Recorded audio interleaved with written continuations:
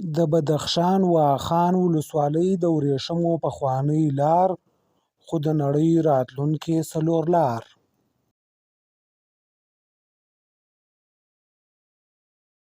واخان چې د افغانستان او سیمې لپاره د جیوپولیټیک او جیواکانومیک موقعیت درلودونکی دی، چې ورځ تر بلې یې ارزښت لوړیږي.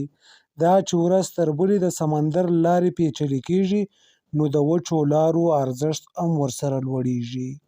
واخان د افغانستان لپاره نښلونکې څلور لار، خو د چین لپاره د ژوند نوې هیله ده. ځکه چین اوس په دې لټه کې دی ترڅو د وچې لارې منځنۍ اسیا، اروپا او افریقا سره ځان ونښلوي، چې واخان تر ټولو غوره لار بلل کیږي. چین د افغانستان له لارې د ایران او د ایران له لارې د ترکیې څخه په تېرېدو سره اروپایي بازارونو سره نښلول کیږي. بل خوا بیا د ایران له لارې له عراق سره نښلي.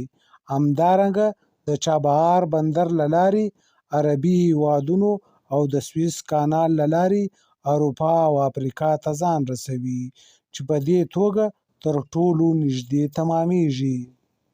بلې خواته بیا له ایران، ترکمنستان او عربي هیوادونو څخه انرژي او خام مواد را لیږدوي، چې اوس مهال چین ورته بې حده زیاته اړتیا لري. چین په 2022 زیږدیز کال کې د 600 میلیارده ډالرو تجارت کړی دی. که چیرې د واخان له لارې د 400 میلیارده ډالرو تجارت وکړي، نو افغانستان ته باید څه د پاسه 6 میلیارده ډالر ټیکس ورکړي. د دې ترڅنګ افغانستان کولی شي د ګلګت بلتیستان له لارې له هند سره هم ځان ونښلوي. واخان یوازې د تجارت لپاره نه، بلکې د ګرځندویانو لپاره هم غوره موقعیت درلودونکی دی، چې د نړۍ زیات شمېر سیلانیان راجلبولی شي. د ښو عوایدو ترڅنګ د ځوانانو بوختیاوې هم رامنځته کوي.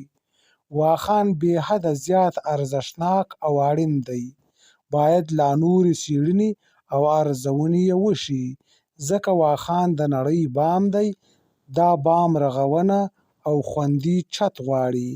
واخان د افغانستان سر دی، دا د سرونو په بیه ساتنه غواړي. واخان د نړۍ نښلونکې څلور لار دی. دا پاخه سړکونه، پخې لارې، تجارتي او اقتصادي مرکزونه غواړي.